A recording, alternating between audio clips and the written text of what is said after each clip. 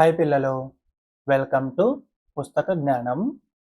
ఇవాళ మనము 5వ తరగతి EVS పాఠ్యపుస్తకంలో ఎవ్రీ డ్రాప్ ఈజ్ ప్రెషియస్, నీరు చాలా విలువైనది చాప్టర్లో నెక్స్ట్ పార్ట్ నేర్చుకుందాం. ఇంతకుముందు పార్ట్లో మనము నీటి ముఖ్యత్వం గురించి, నీటి వనరుల గురించి, అలాగే ఆనకట్టల గురించి, మన రాష్ట్రంలో ఉన్న ముఖ్యమైన నదులు, వాటి మీద ఉన్న ఆనకట్టల గురించి తెలుసుకున్నాము. అలాగే ధవళేశ్వరం ఆనకట్ట గురించి, కృష్ణానది గురించి, కృష్ణానది మీద ఉన్న నాగార్జున సాగర్ ప్రాజెక్టు, ప్రకాశం బ్యారేజు, వీటి గురించి తెలుసుకున్నాము కదా. అలాగే మన రాష్ట్రంలో ప్రవహిస్తున్న ముఖ్యమైన నదులు, ఆ నదులు మనకి ఏ విధంగా ఉపయోగపడుతున్నాయి అన్నది కూడా తెలుసుకున్నాం కదా. అలాగే అక్కడ ఉన్న ప్రశ్నలన్నీ సమాధానాలు చేయమని చేశారా. అలాగే చివరిలో మీకు చర్చించమన్నాను. Do you think there is a relation between rainfall and water transport? వర్షపాతానికి నీటి రవాణాకి మధ్య సంబంధం ఉంది అనుకుంటున్నారా మీరు? చెప్పండి. ఉంటుంది కదా. వర్షపాతం వల్ల మనకి వర్షాలు ఎక్కువ పడ్డాయి అనుకోండి, నదుల్లో నీరు బాగా ప్రవహిస్తూ ఉంటుంది. అప్పుడు మనకి జల రవాణా అంటే నది మీద మనకి నడిచే బోట్లు, ఓడలు, పడవలు, వీటన్నిటి మీద రవాణా సౌకర్యం అనేది బాగుంటుంది. అదే వర్షం పడలేదు, కరువు వచ్చిందనుకోండి, అప్పుడు నదిలో నీళ్లు తగ్గిపోతే రవాణా కూడా కష్టమవుతుంది. ఒకవేళ వర్షపాతం చాలా ఎక్కువ వచ్చింది, అతివృష్టి వచ్చింది, ఎక్కువగా వర్షం, అప్పుడు నదుల్లో వరదలు వస్తాయి.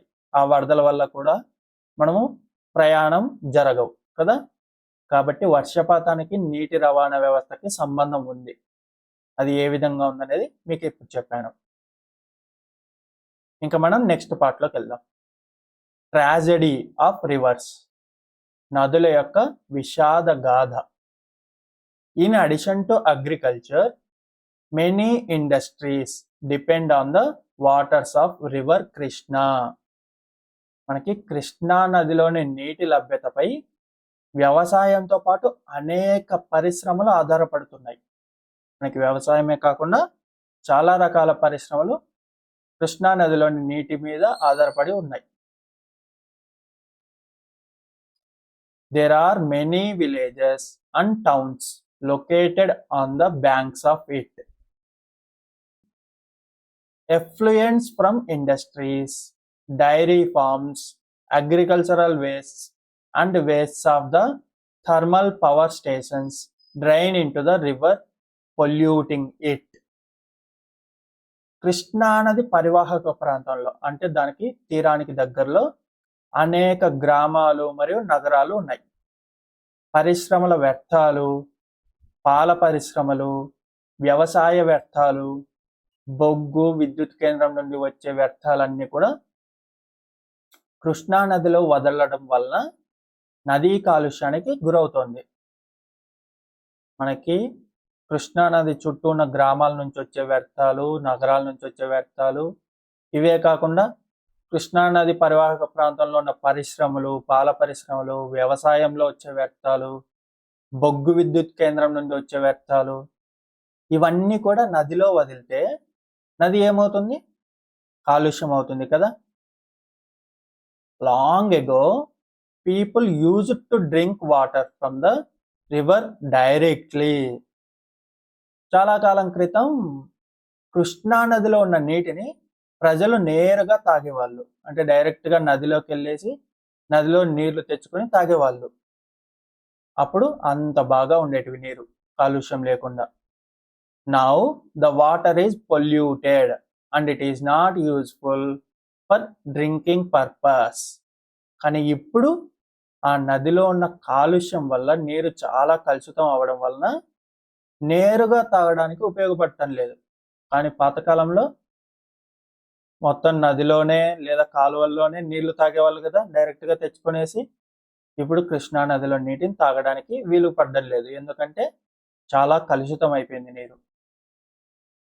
The chemical waste from the industries and power stations cause large scale damage to the living organisms in the river. మనకి పరిశ్రమల నుండి వచ్చే రసాయన వ్యర్థాలు, పరిశ్రమల నుంచి వేస్ట్గా వదిలేసే రసాయనాలు, విద్యుత్ కేంద్రం వ్యర్థాలు కృష్ణా నదిలో జీవిస్తున్న చాలా జీవరాశులు నాశనం కావడానికి కారణమవుతున్నాయి. ఎన్నో రకాల చేపలు, రొయ్యలు, మిగతా చాలా రకాల జీవులు నదుల్లో నివసిస్తుంటాయి కదా. ఈ రసాయన వ్యర్థాలు, విద్యుత్ కేంద్రం నుంచి వచ్చే వ్యర్థాలు, వీటన్నిటిని కృష్ణా నదిలో కలుపుతుండడం వల్ల ఈ చాలా జీవులు నాశనం అవుతున్నాయి. ఇక్కడ చూడండి మీరు, కృష్ణా నదికి తీరం లోపల ఎంత చెత్త పేరుకుపోయి ఉంది కదా. ఇంత ప్లాస్టిక్, ఇంత చెత్త నదిలో కలిస్తే అదంతా కూడా నదిలో ఉన్న జీవరాశులకి ఇబ్బంది కలిగిస్తుంది కదా. ఆహారం దొరకకుండా చేస్తుంది, ఇది వాటిలో ఇరుక్కొని అవి కదలకుండా చేస్తుంది కదా, వాటికి శ్వాస ఆడకుండా చేస్తుంది. అలాగే ఈ ప్లాస్టిక్ అంతా కూడా చాలా చిన్న చిన్న ముక్కలుగా మైక్రో ప్లాస్టిక్ గాను, నానో ప్లాస్టిక్ గాను మారిపోయి నదిలో చాలా చిన్న ముక్కలుగా విడిపోయి అది ఆ చేపలకి, అలాగే ఆ నీటిని మనం తాగితే ఆ నీటి ద్వారా మనకి, ఆ నీటిని ఉపయోగించి ఏవైనా ఆహారాలు తయారు చేస్తే ఆ ఆహారంలోకి ఆ మైక్రో ప్లాస్టిక్లు చేరి వాటి ద్వారా మన శరీరంలోకి, జంతువుల శరీరంలోకి ప్లాస్టిక్ అనేది చేరుతుంది కదా. దీని గురించి మీరు ఆల్రెడీ కింద భాగంలో నేర్చుకున్నారు. థింక్ అండ్ డిస్కస్, ఆలోచించి చర్చించండి. Discuss the causes of water pollution. What are its bad consequences? How do we prevent it? నదీ కాలుష్యానికి గల కారణాలను చర్చించండి. నది కాలుష్యం అవ్వడానికి ఏమేం కారణాలు ఉన్నాయి అన్నది మీరు చర్చించండి. దానివల్ల వచ్చే చెడు ప్రభావాలేంటి, దానివల్ల ఏం చెడు జరుగుతుంది, వాటిని మనము ఎలా నివారించగలము, ఈ విషయాలు మీరు మీ స్నేహితులతోనూ టీచర్తోనూ చర్చించండి. డ్రాట్ అండ్ ఫ్లడ్స్, కరువులు, వరదలు. In 2009 the city of Kurnool was flooded by Tungabhadra. 2009వ సంవత్సరంలో కర్నూలు నగరానికి తుంగభద్ర నది వల్ల చాలా పెద్ద వరద వచ్చింది. Several areas were submerged to more than 30 feet and it took more than 3 days for the water to recede completely from the city.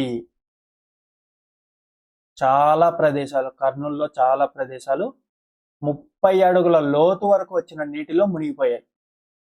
నీళ్లు 30 అడుగుల లోతు వరకు వచ్చేసరికి చాలా ప్రదేశాలు మునిగిపోయాయి. ఆ నీటిని పూర్తిగా తొలగించడానికి 3 రోజులు పట్టింది.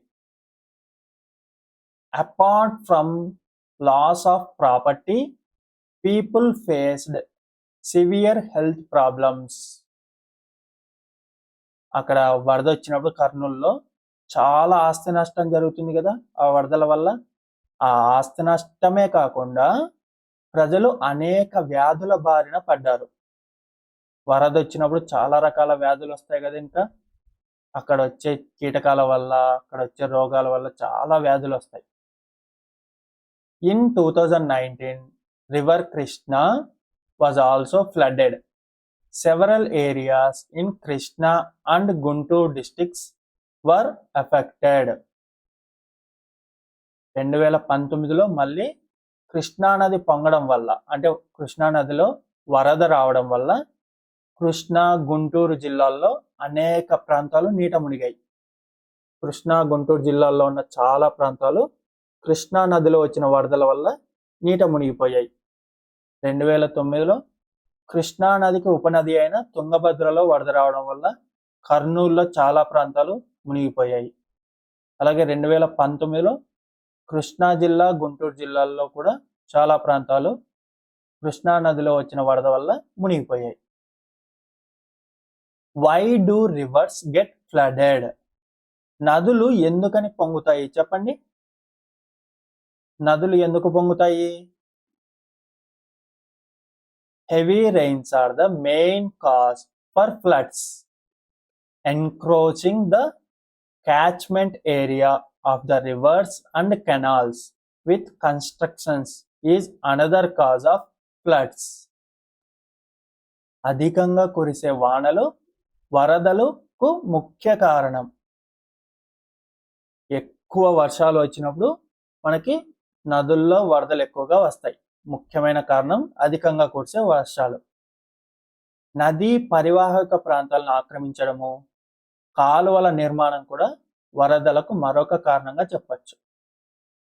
నదీ పరివాహక ప్రాంతాలని అక్రమంగా ఆక్రమించడం, ఎవరైనా నదీ పరివాహక ప్రాంతాల్లో ఆక్రమించుకొని అక్కడ ఊర్లు లేదా ఏదైనా పరిశ్రమలు కట్టుకోవడము, అలాగే కాలువల నిర్మాణం కూడా వరదలకి మరొక కారణం. Floods occur when there is a heavy rainfall in the catchment area of the river. మనకి నదీ పరివాహక ప్రాంతంలో అధిక వర్షపాతం వల్ల వరదలు సంభవిస్తాయి. నదికి చుట్టుపక్కల ఉన్న ప్రాంతాల్లో ఎక్కువ వర్షం పడితే ఆ నీరంతా నదిలోకి చేరడం వల్ల వరదలు వస్తాయి. It is also likely that due to the rise of water level in the dams and reservoirs, the gates are raised and the water flows into the sea. అలాగే ఇప్పుడు ఇలా ఎక్కువ వర్షపాతం వచ్చి నదిలోకి నీరు ఎక్కువ వచ్చింది అనుకోండి, ఏమవుతుంది? ఆ నది మీద కట్టిన ఆనకట్టలు జలాశయాల్లో నీటి మట్టం పెరుగుతుంది, అంతే కదా? ఆ నది నీళ్ళన్నీ ఆ ఆనకట్టలకి జలాశయాలకి వచ్చి చేరుతాయి. అలా నీటి మట్టం పెరిగినప్పుడు గేట్లు ఎత్తివేయడం వలన, ఆ ఆనకట్టలకు ఉన్న గేట్లను ఎత్తివేయడం వల్ల లోతట్టు ప్రాంతాలు కూడా వరద ముంపునకు గురవుతాయి. నదిలో పైపు ఉన్న ప్రాంతాల్లో వర్షపాతం వచ్చి ఆ నీరంతా నదిలోకి చేరి వరదలు వచ్చినప్పుడు ఆనకట్టలు జలాశయాల్లో నీటి మట్టం ఎక్కువైతే, ఆనకట్టలు ఎక్కువ కెపాసిటీ ఉండవు కదా, దానికి ఉన్నంత వరకు అవి నిల్వ చేసుకోగలవు నీటిని. అప్పుడు గేట్లు ఎత్తివేసి నీటిని కిందికి వదులుతారు.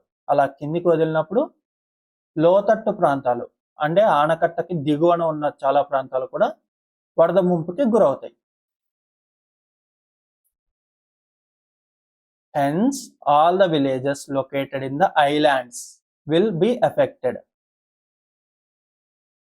మనకి ఇలా ఆనకట్టల్లో గేట్లు ఎత్తివేసినప్పుడు మనకి నదిలో ఉన్న ఐలాండ్స్, లంకలు అంటారు. చిన్న చిన్న లంకలు అంటే చిన్న చిన్న దీవులు ఉంటాయి నది లోపల. ఆ దీవుల్లో మనకి పూర్తిగా నీటితో నిండిపోతాయి. Drought occurs when there is very little or no rain. మనకి చాలా తక్కువ లేదా వర్షం పడలేదు అసలుకే, అలాంటప్పుడు మనకి కరువులు సంభవిస్తాయి. వర్షం అసలే పడలేదు లేదా చాలా తక్కువ పడింది అన్నప్పుడు కరువులు వస్తాయి. వర్షం చాలా ఎక్కువ పడింది అన్నప్పుడు వరదలు వస్తాయి కదా. ఇలా వర్షపాతం అతి తక్కువ ఉన్న ప్రాంతాల్లో కరువులు వస్తాయి. when the rainfall is delayed or scarce, it leads to drought. Let us read the experience of Nirmala, Mary and Navneeta. ఇలా వర్షపాతం చాలా తక్కువ ఉన్నప్పుడు ఏమవుతుంది? ఆ ప్రాంతాల్లో కరువు వస్తుంది. ఈ విధంగా మనము ఒకసారి నిర్మలా, మేరీ అలాగే నవనీత యొక్క అనుభవాలు చదువుదాం. I am Nirmala Mary from Pamullanka of Totavalluru Mandal of Krishna district. Floods caused huge damage to our lives and property. నేను నిర్మలా మేరీ, మాది పాముల లంక, తోటవల్లూరు మండలము, కృష్ణా జిల్లా మాది. వరదలు రావడం వల్ల మా ప్రాంతంలో ఎక్కువ ఆస్తి నష్టం వచ్చింది. Our huts were washed away. We lost all our cattle. మా గుడిసెలన్నీ కొట్టుకుపోయాయి, అలాగే మా పశువులను కూడా నష్టపోయాం. The government officials shifted us to flood rehabilitation centres. మమ్మల్ని ప్రభుత్వము అధికారులు మమ్మల్ని పునరావాస ప్రాంతాలకు తరలించారు. ఎప్పుడైనా వరదలు వస్తే ఆ చుట్టుపక్కల ఉన్న ఊర్ల వాళ్ళందరినీ, వరదల్లో చిక్కుకున్న వాళ్ళని కాపాడి ప్రభుత్వము పునరావాస ప్రాంతాలకి వాళ్ళకి తాత్కాలికంగా ఆవాసం కల్పించి అక్కడికి తరలిస్తారు. We stayed there for 5 days. మేము అక్కడ 5 రోజులు ఉన్నాం పునరావాస కేంద్రంలో. We suffered from water bound diseases because of the water contamination. It took us months to recover from the effects of flood. అక్కడ వరద వచ్చినందువల్ల నీరు కలుషితమై మేము అనేక వ్యాధులకు గురయ్యాం. మేము వరదల నుండి కోలుకోవడానికి చాలా నెలలు పట్టింది. విన్నారు కదా నిర్మలా మేరీ యొక్క స్టోరీ. వాళ్ళకి వరద వచ్చినప్పుడు వాళ్ళకి ఆస్తి నష్టం వచ్చింది, గుడిసెలన్నీ కొట్టుకుపోయాయి, పశువులు కూడా చాలా వరకు కొట్టుకుపోయాయి. ఇలా వాళ్ళు చాలా నష్టపోయారు వరదలు వచ్చినప్పుడు. ప్రభుత్వం వాళ్ళని పునరావాస కేంద్రాలకు తరలించి అక్కడ వాళ్ళకి తాత్కాలికంగా ఆవాసం కల్పించింది. కానీ అక్కడ కూడా వాళ్ళు 5 రోజులు ఉన్నారు. ఉన్నప్పటికీ నీరు కలుషితం అవ్వడం వల్ల అనేక వ్యాధులు వచ్చాయి వాళ్ళకి. అలాగే వాళ్ళు వరదల వల్ల వచ్చిన నష్టాల నుండి, ఆ రోగాల నుండి కోలుకోవడానికి చాలా నెలలు పట్టింది. ఇప్పుడు మనం నవనీత గురించి తెలుసుకుందాం. I am Navaneetha from Anantapur district. I never saw heavy rain. Most of the agriculture lands have become non-cultivable because of drought. Hence, people migrate to different places for livelihood. నేను నవనీత, మాది అనంతపురం జిల్లా. ఇంతవరకు ఎక్కువ వర్షం నేను ఎప్పుడూ చూడలేదు. ఆ అమ్మాయి పుట్టినప్పటి నుంచి ఇప్పటి వరకు ఎప్పుడూ కూడా ఎక్కువ వర్షం పడ్డమే చూడలేదట అనంతపురంలో. వర్షాభావం వలన, అంటే వర్షం రాకపోవడం వలన చాలా వరకు పొలాలు వ్యవసాయానికి పనికిరాని పొలాలుగా ఉన్నాయి. వర్షం రాకపోతే, నీరు లేకపోతే పొలంలో పంటలు పండించలేరు కదా. మనకి బోరు బావులు కూడా ఎండిపోతాయి చాలా సంవత్సరాలు వర్షం రాకపోతే. కాబట్టి వ్యవసాయానికి పొలాలు పనికి రాకుండా పోయాయి. ఈ వ్యవసాయానికి పనికి రాకుండా పోతే ఇంకా అక్కడ ఉన్న వాళ్ళు వ్యవసాయం మీద ఆధారపడి జీవించలేరు కదా. అందువల్ల వాళ్ళ ఊరిలో ఉన్న చాలా కుటుంబాలు ఇతర ప్రదేశాలకు వలస వెళ్ళాయి. అర్థమైంది కదా మీకు? మనకి నీటి కాలుష్యం గురించి, అలాగే కరువుల గురించి, వరదల గురించి అర్థమైంది కదా. నీటి కాలుష్యం వల్ల మనకి నదిలో ఉన్న జీవరాశులు ఒక్కటే కాదు, మనం కూడా చాలా నష్టపోతాం. నదిలో ఉన్న జీవరాశులు చనిపోతాయి. అందువల్ల మనకి ఆహారం కొరత ఏర్పడుతుంది. మనం నీటిని డైరెక్ట్గా తాగను లేము. ఆ నీటిని మనం ఎందుకు వాడుకోను లేము, కాలుష్యమైన నీటిని కదా. అలాగే మనకి నదిలో ఉన్న ప్లాస్టిక్ వల్ల అవి తిరిగి మళ్ళీ మనకి జంతువుల్లోకే చేరుతాయి చివరికి. అప్పుడు వాటి వల్ల కూడా మనకి చాలా రోగాలు వస్తాయి కదా. ఇది నదుల్ని కాలుష్యం చేయడం వల్ల మనకు వచ్చే నష్టాలు. అలాగే కరువులు, వరదలు అంటే, కరువు అంటే అసలు వర్షమే పడకపోవడం లేదా చాలా తక్కువ వర్షం పడ్డము కరువు. వరదలు అంటే చాలా ఎక్కువ వర్షాలు పడడం వల్ల మనకి నదుల చుట్టుపక్కల ఉన్న ప్రాంతాలన్నీ కూడా నీట మునిగిపోవడమే వరదలు అంటారు. అర్థమైంది కదా. మీరు ఇంతవరకు చాప్టర్లో నేర్చుకున్న కొన్ని ముఖ్యమైన పదాలు ఇక్కడ ఉన్నాయి.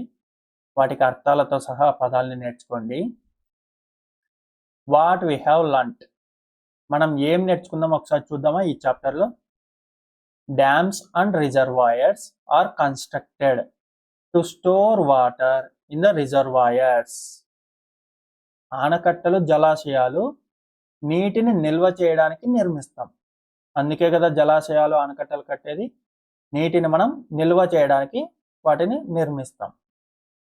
River Krishna originates at Mahabaleshwar of Maharashtra state.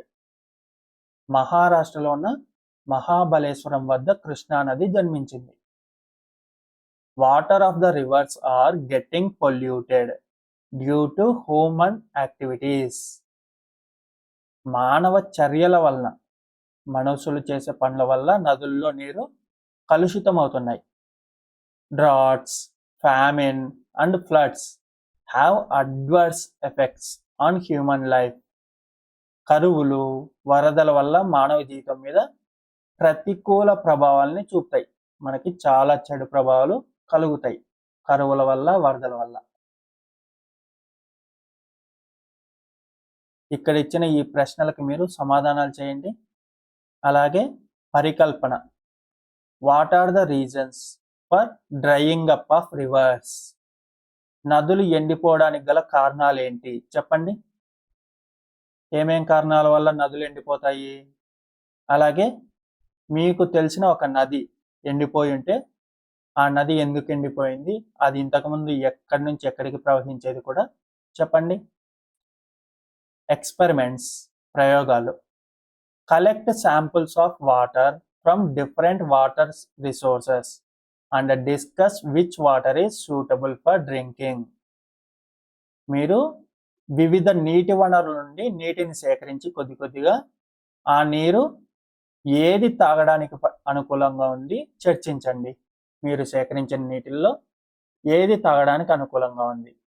ఒకటి కాలువ నీరు, ఒకటి మురుగు కాలువ నీరు, ఒకటి బోరు నీరు, ఒకటి కుళాయి నీరు, ఒకటి చెరువు నీరు, ఇలా రకరకాల నీటిని సేకరించి ఏది తాగడానికి అనుకూలంగా ఉంది చర్చించండి.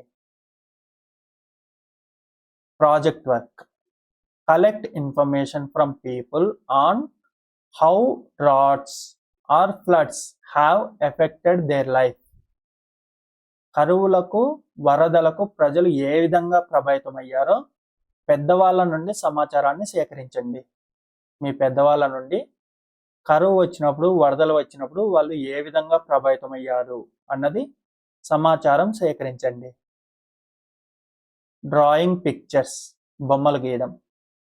Make a poster on how to save water and display in your class. నీటిని ఎలా పొదుపు చేస్తామో అన్నది పోస్టర్ తయారు చేసి మీరు మీ తరగతి గదిలో ప్రదర్శించండి. మీకు పోస్టర్ తయారు చేయడం వచ్చు కదా, నీటిని ఎలా పొదుపు చేస్తాము అన్నది తయారు చేసి మీరు ప్రదర్శించండి. అప్రిషియేషన్, ప్రశంస. Right slogans on controlling the pollution of reverse. నదుల కాలుష్యం నివారణపై కొన్ని నినాదాలు రాయండి. మీకు నినాదాలు రాయడం కూడా వచ్చు కదా, నదుల కాలుష్యాన్ని నివారించడానికి కొన్ని నినాదాలు రాయండి.